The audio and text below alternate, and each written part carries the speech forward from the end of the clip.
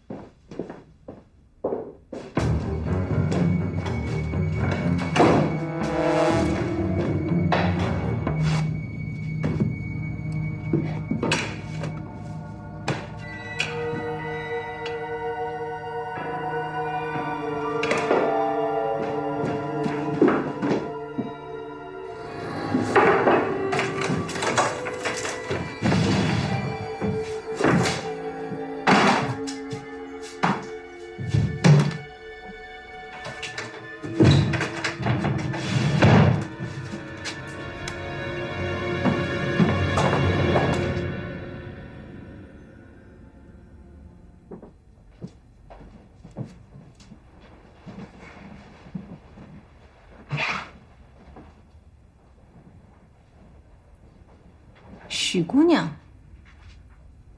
你好，我是盐城市军管会人民政保干部。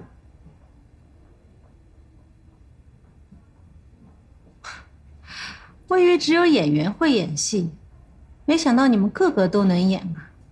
芳芳，注意你态度。你们处长已经说过了，我是有立功表现的。马夫要我已经检举了，打算什么时候放我？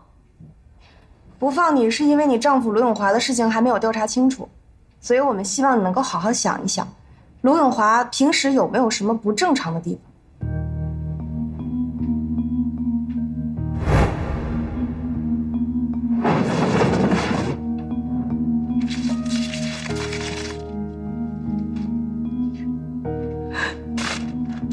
靠你砸场地的钱，我这辈子都没希望去香港了。马扶摇的人天天阴魂不散，我但凡有点钱，上下打点，黑市上的船票还是能买到的呀。马扶摇的人又找上门来了。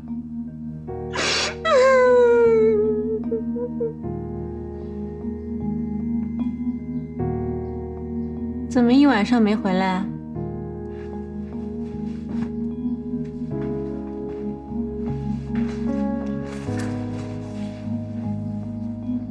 说好了。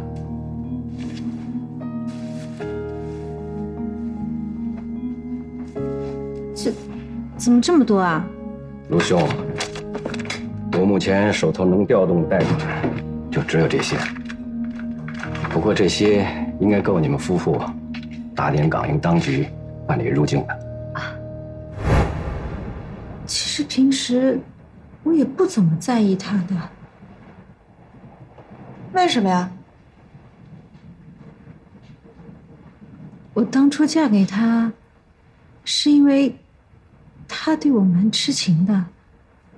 比起那些达官贵人，至少他是有一颗真心的。还有他的父亲，也是有钱有权的。只可惜他是个自甘堕落的，所以基本上我们算是同床异梦的。那你说说他是怎么自甘堕落啊？你看啊，他明明是个贵胄出身，非要生活得像个下九流，这不是自甘堕落，那是什么呀？可是在我看，这变戏法跟拍电影不是一样吗？都是表演艺术啊。小姑娘，你可能不大知道我们这个行当的苦衷的，别的我不多讲，你看我的那些同事，哪一个不是找个有钱有权的，都是为了赎身的呀。好了，你别扯远了。我问你，卢永华杀人的事儿，难道你一点都不清楚吗？杀人？谁杀人啊？罗永华有重大杀人嫌疑，所以我们希望你能够配合大义灭亲，给自己争取一条好的出路。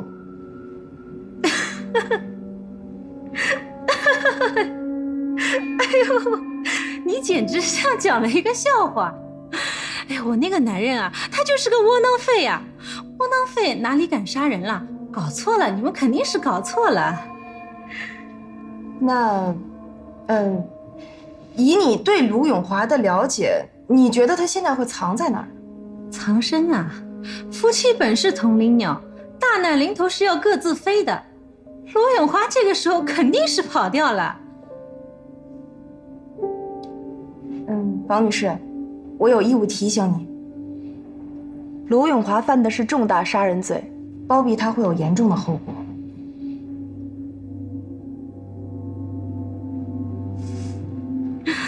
现在都什么时候了，我自保都来不及，哪有心思包庇他呀？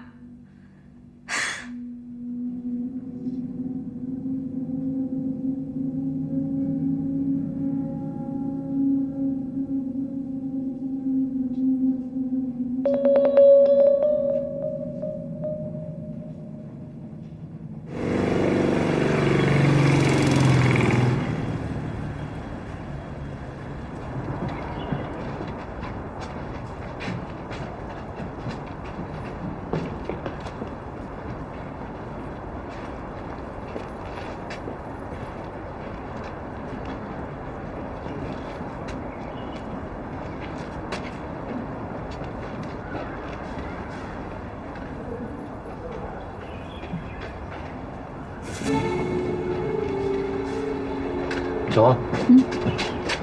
面签。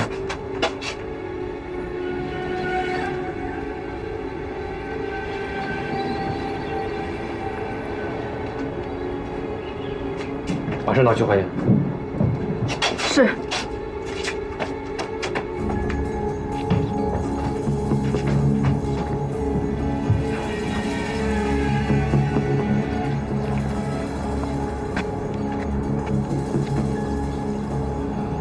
是不是所有的人进出这个大门，必须要接受检查？啊不，承包组的案子要对外保密。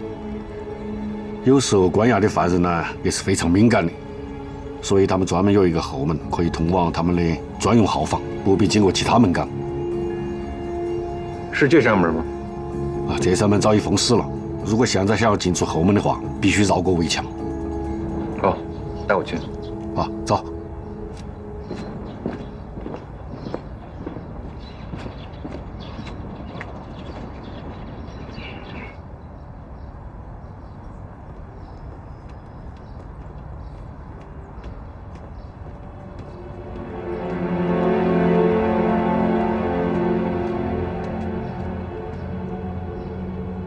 金署长，后门就在前面。啊，好。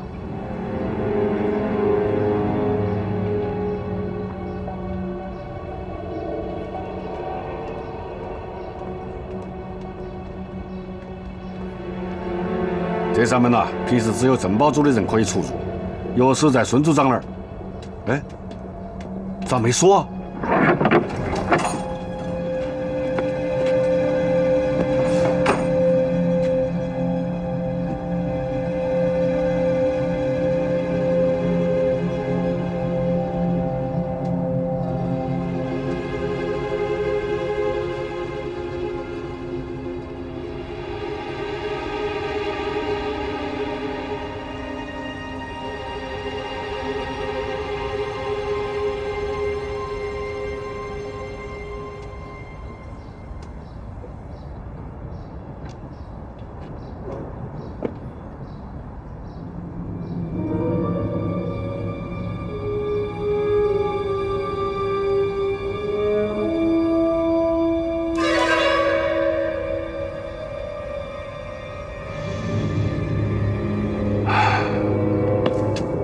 昨天晚上，那个车夫关押在几号牢房？3号牢房。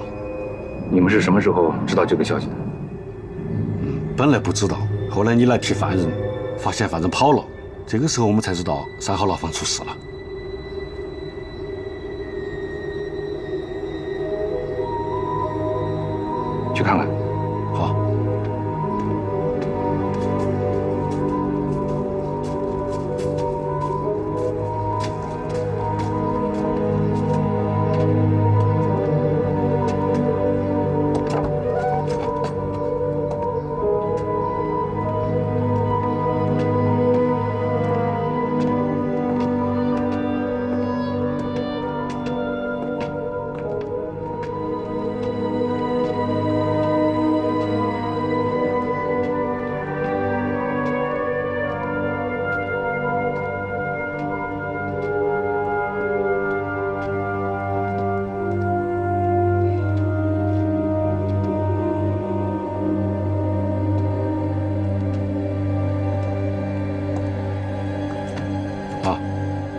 我们已经找专家看过了，房门没有任何问题。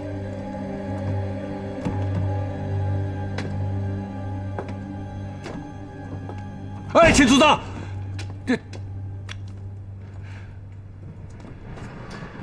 门没有问题，把门打开吧。我们没得钥匙啊，钥匙在谁那儿？只有孙组长才有。好，给保卫处打电话，让他们把孙大虎的钥匙马上送过来。是。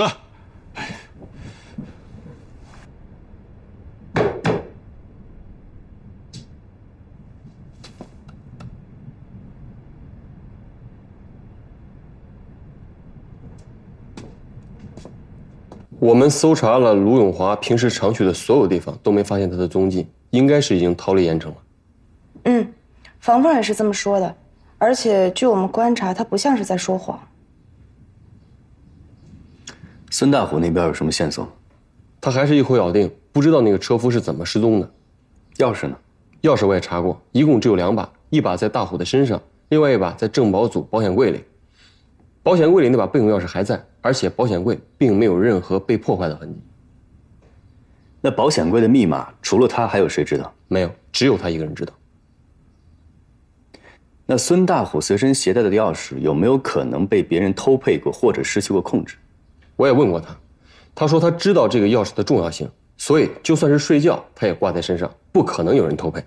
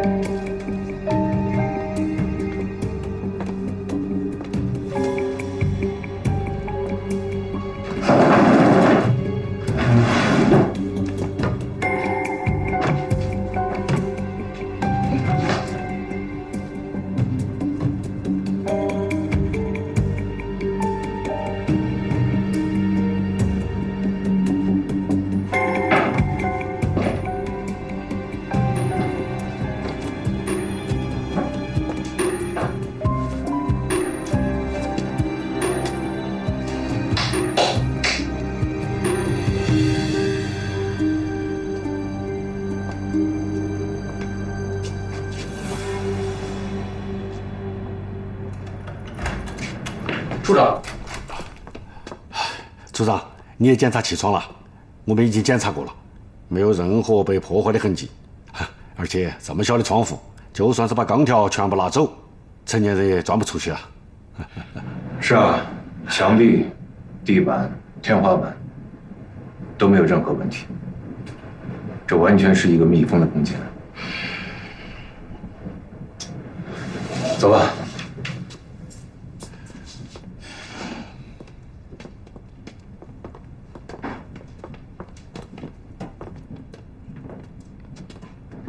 这个房间为什么没有关门？没有犯人的房间一般不关门。昨天晚上这边都有哪些房间关了犯人？我们已经查过了。昨天晚上除了关押车夫的3号牢房外，就是最里面的9号牢房，曾经关押过一个犯人。去看看。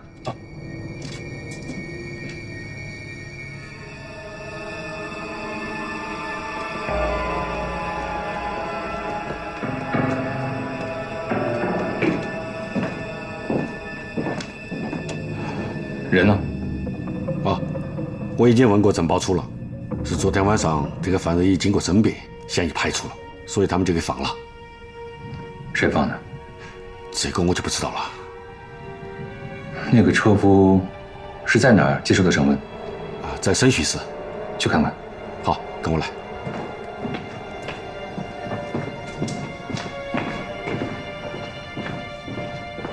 这就是审讯室。这不是7号牢房？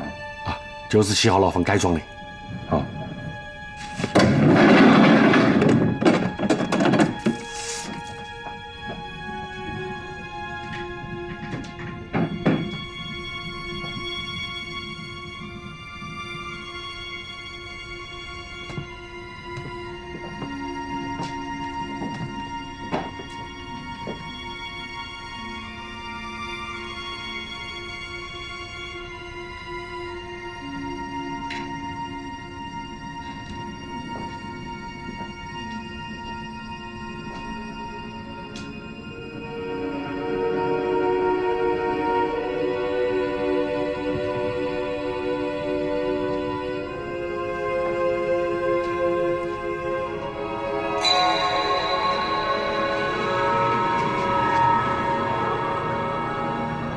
吴秘书，有没有带面签？有。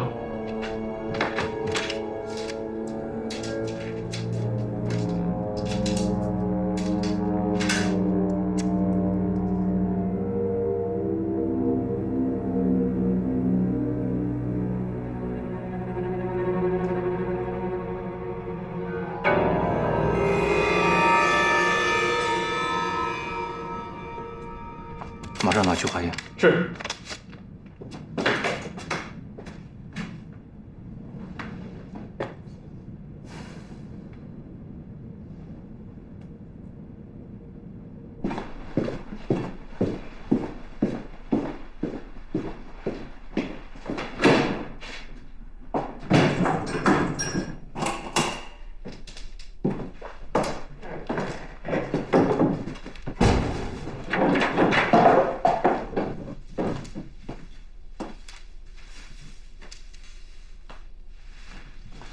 你来干嘛？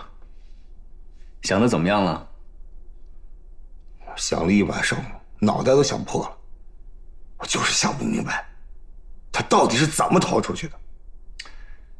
牢房的钥匙，你肯定没有失去过控制，对吗？绝对没有。你再仔细想想。就算是有人趁我熟睡，从我这儿偷走了钥匙，再配一把，可我那串钥匙也只是牢房房门的钥匙，看守所后门的钥匙一直都在我保险柜里，而且保险柜的密码只有我有。他光配一把牢房的钥匙有什么用？他想进入牢房，他必须先打开看守所的后门。那你们政保组的人还有谁能接触到这把钥匙？袁组长，但他不可能，他是红军时期的老革命了。再说了，他如果要用钥匙，他得向我临时申请。远的不说，昨天晚上，老袁有没有接触到这把钥匙？他没有机会接触这把钥匙，因为是我和他一块去的看守所。一进看守所，就有一个嫌疑人需要临时甄别，我人手不够，就派他去了。你们俩谁先离开的？他那个案子很简单，一起枪伤，很快就甄别出那个嫌疑人没有特务嫌疑，然后就回来帮我审那个车夫。后来车夫交代了特务接头地点，然后我就让他去给我调人手了。他先走的。也就是说，他走的时候，钥匙还在你身上，马扶摇还在。对。秦组长发现重要线索，你来一下。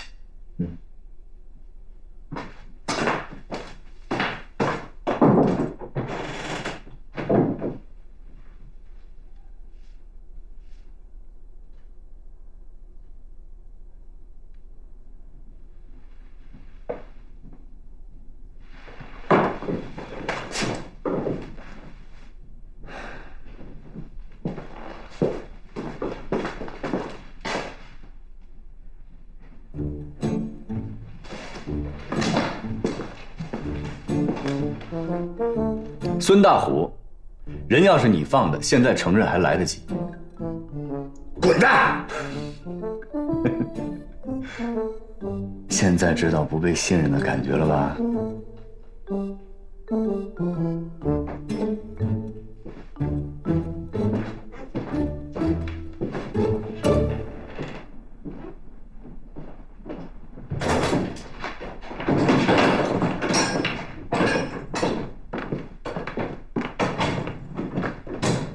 怎么回事？哦，是这样，秦组长说孙大虎有重大嫌疑，所以我们就加强防范。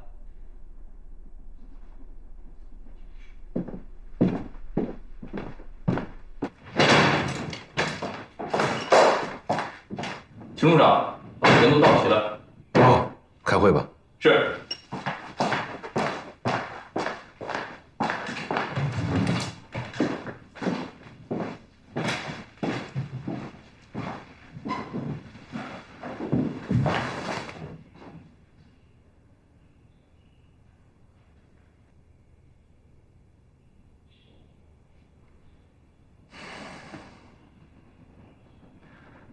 看守所的现场，我仔细勘察过了。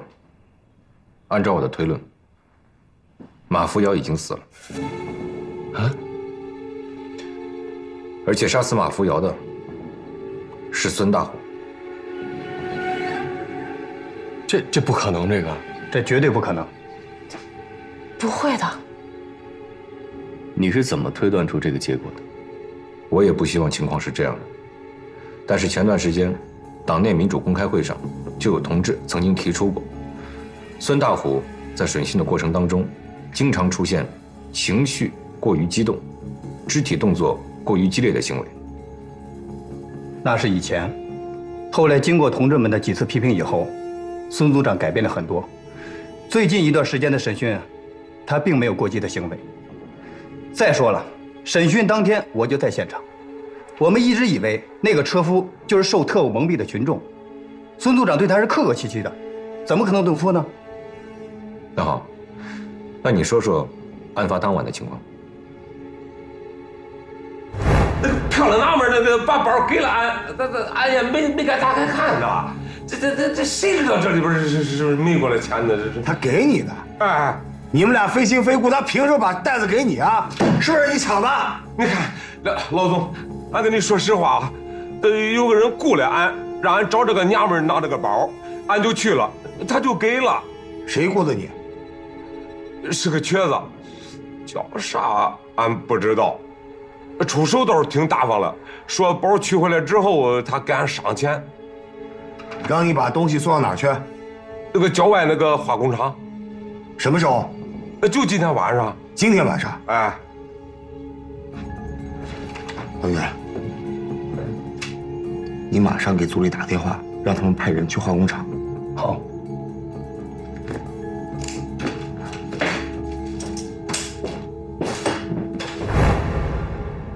所以说，当天晚上你提前离开了现场，那么之后发生的事情你都知道吗？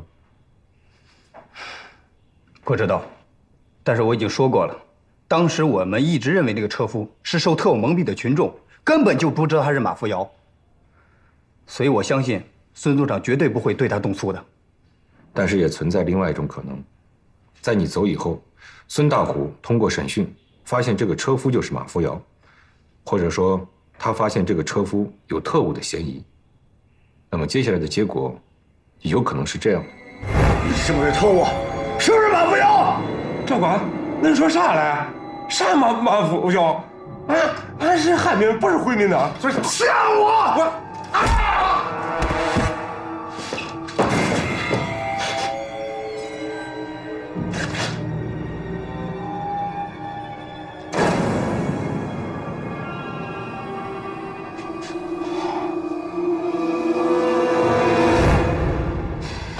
可就算是这样的话，那马扶摇的尸体是怎么被运出去的？那围墙上是有哨兵的，而且他们能看见号房甬道后面所有的情况。现在天还亮着，天黑以后，大家一块儿去看守所，我会演示给大家看。我还是那句话，我不希望情况是这样的，我愿意相信孙大虎同志是个好同志。叶律啊，我希望你能够否定我的推论。我还不能确定你的推断就是错的。希望天快点黑下来吧。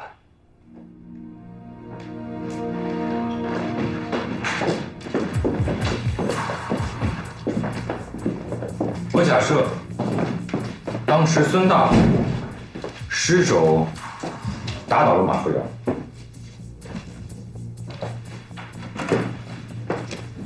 我就在这个位置发现干枯的血迹。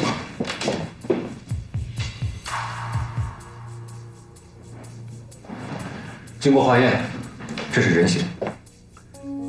如果你是孙大虎，接下来你会怎么样？现在你是马扶摇。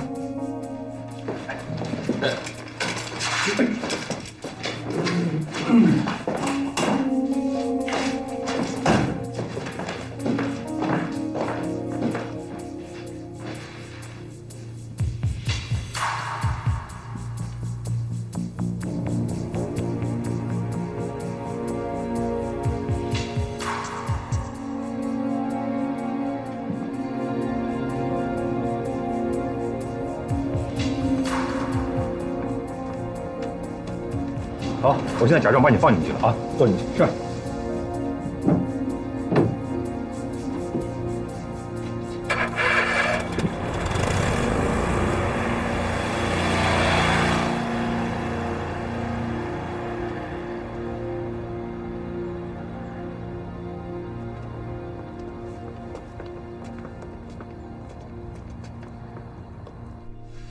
刚才在围墙上巡逻的是你吗？是。你都看见了什么？我看见一个人开着摩托车出去了。哦，那你能够确认开摩托车的是我们当中的谁吗？这个倒不能，因为当时的路灯非常的暗，所以也看不大清楚。你们不是有探照灯吗？为什么不照一下？进出后门都是首长，谁会用那玩意儿照自己人啊？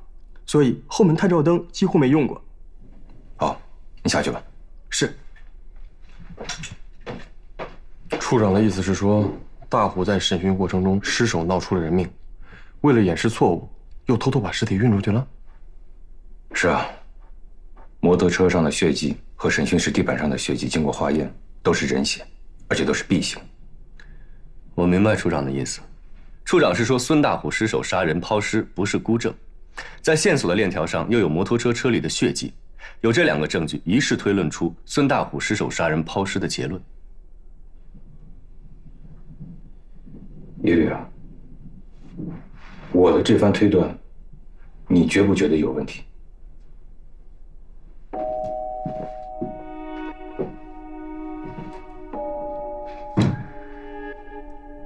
你希望你的推论有问题？是。那你现在最应该解释的是，审讯室地板上的血迹为什么那么少？耶律说的是事件的关键。如果说真是大虎失手闹出了人命，那么现场绝不应该只有那么少的血迹。这很简单。如果大虎真的失手杀人，他肯定清理过现场。现场的血迹之所以那么少，那是清理后的残余。是啊，否则为什么地面上也会有血迹，而且摩托车跨斗里也有？这两种血迹的血型是完全相同的，都是 B 型。目前来说，所有的证据都指向孙大虎。只有他接触过马扶摇，只有他有钥匙能够离开后院，而且审讯室地板上和摩托车上的血迹经过化验都是人血，都是 B 型。那你怎么知道马扶摇的血型是 B 型呢？那好，抛开血型不说，我的推断有问题吗？如果排除对孙大虎性格的分析，你的推论是合理的。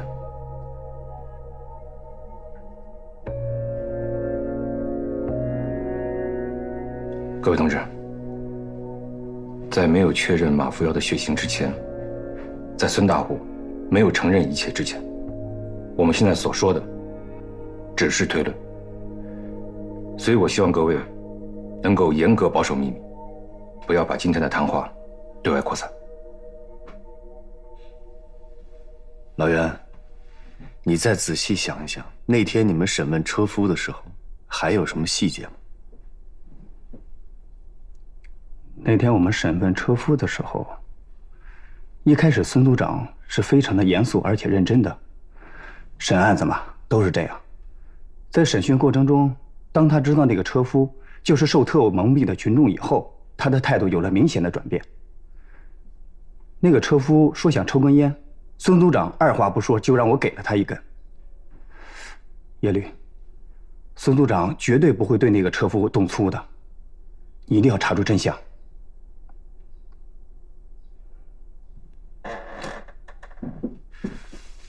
但我知道那天你去牢房，好像是去甄别另外一个嫌犯吗？是的，医院报的案，胳膊上有枪伤，可是那个人呢，就是不说枪伤是怎么来的，于是就关押到我们政保组的牢房。像你也知道，有枪伤的人是需要严格甄别的，这是我们政保组的工作范围。那结果如何呢？后来查明，那个人没有什么特务嫌疑，他是个魔术师，在排练一个新魔术的时候不慎走火，意外受伤。魔术师？他叫什么名字？他叫什么来着？哎呀，最近这个手头上的案子太多了，一时也想不起来了。你马上去查一下。好，我这就去。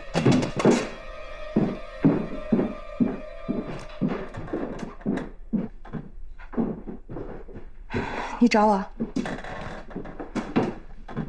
去看孙组长了。嗯。他情绪现在怎么样？他说他相信组织早晚能给他洗清不白之冤。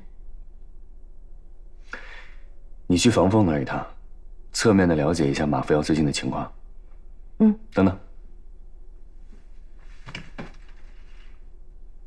你相信孙大虎是清白的吗？相信。那你相信秦天明的推理是错误的吗？是不是很矛盾？嗯。那你相信我吗？相信。那就行，去吧，注意安全。嗯。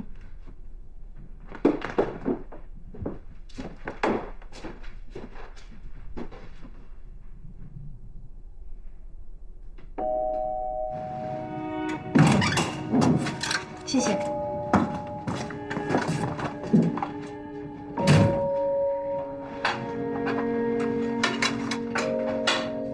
王姐。谢谢啊，徐警官。你叫我小许就行了。不敢的。芳姐，你别太见外。我以前真的是你的影迷，特别喜欢你。读书那会儿啊，我唯一一次不及格，就是去逃课看了你的首映。但是现在值了，我拿到你的签名了。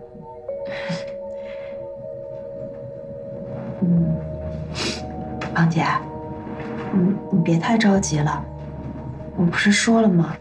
之所以还把你留在这儿，是因为卢先生的案子还没有查清楚，同时也是为了保证你的安全。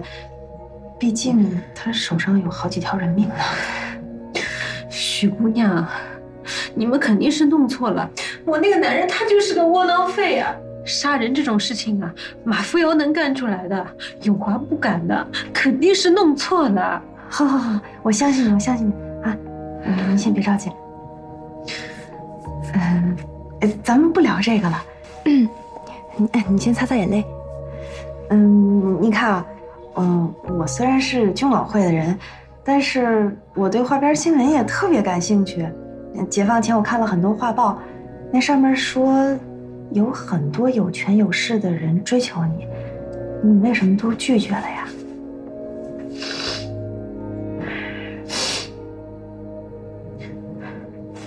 没事，你要是不愿意回答，就当我没问，我先走了。哎，小雪，你再坐下来陪我聊一会儿，我一个人待在这个房间里有点害怕的。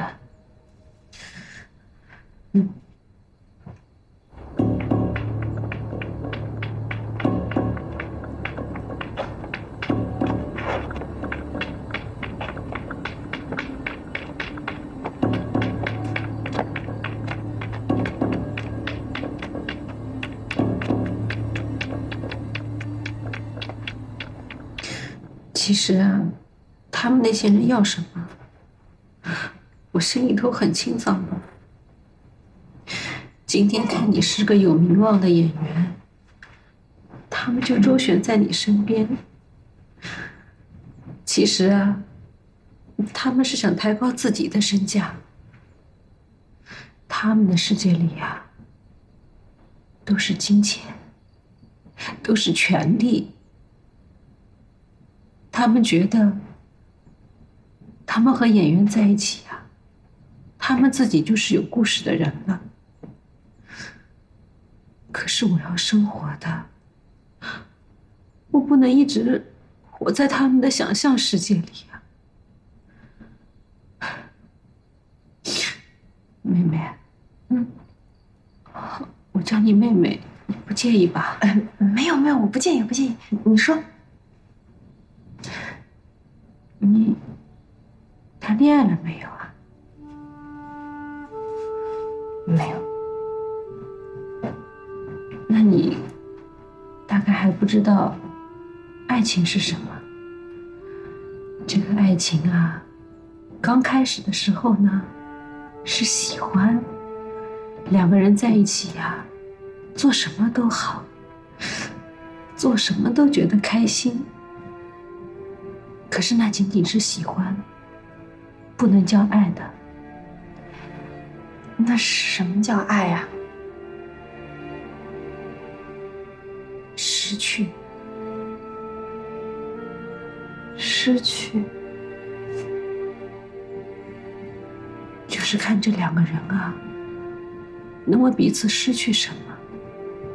如果两个人能为了彼此失去，这就叫爱，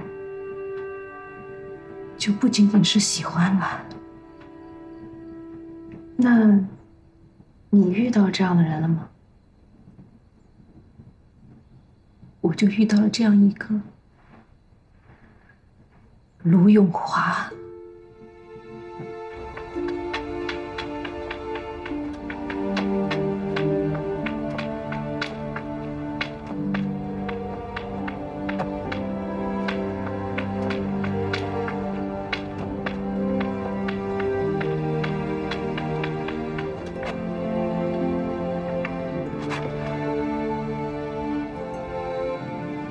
当初啊，他父亲是反对我们在一起的，甚至对永华说：“你要是和戏子在一起，我就断了给你的资助，你别再回香港了。”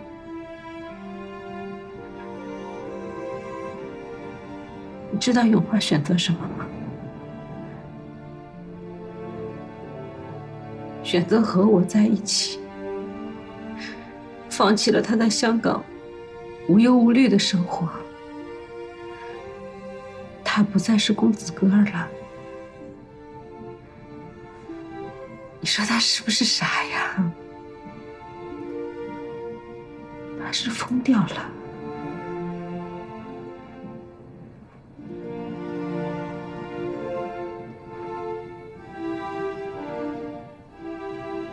我还记得有一次，是我跟永华回家的路上，在一个路口啊，看见一个拉二胡的，二胡拉的是真的好听。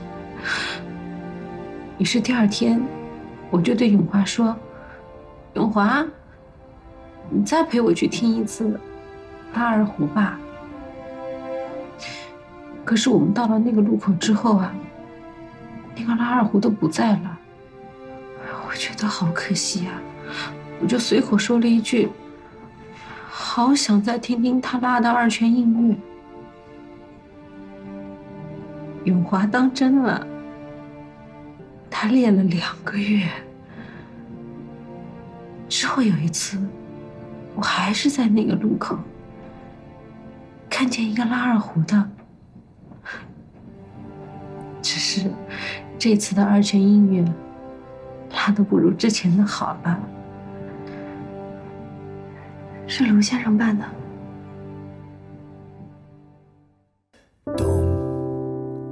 月光下的城，北风中是谁的白雪皑皑，凌乱的脚印，冻僵的行李不必打开，免得逃避难为情。春死都不愿改不掉总是对我很慷慨，交给我的心习惯了偏执的距离，一再小心也逃不过易碎的你。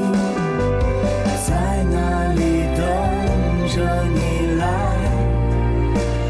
把这心打开，别说你不怕被害。在哪里等着你回来去也许不该错过彼此的精彩。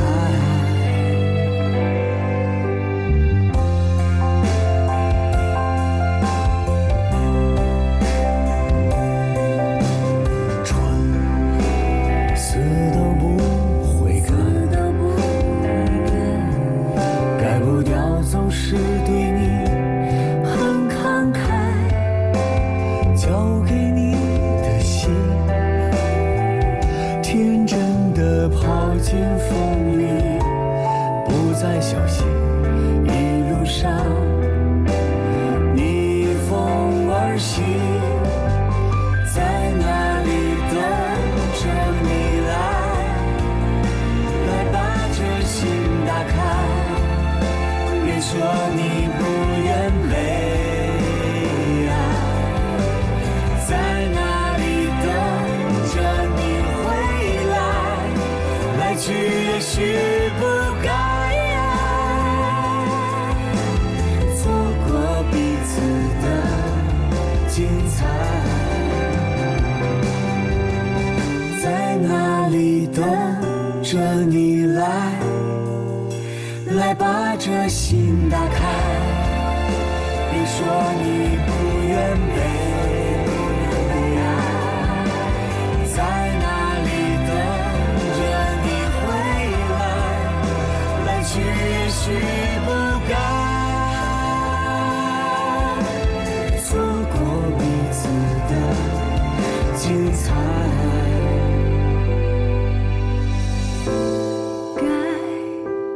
或是不该，那么一定是精彩，精彩的不该。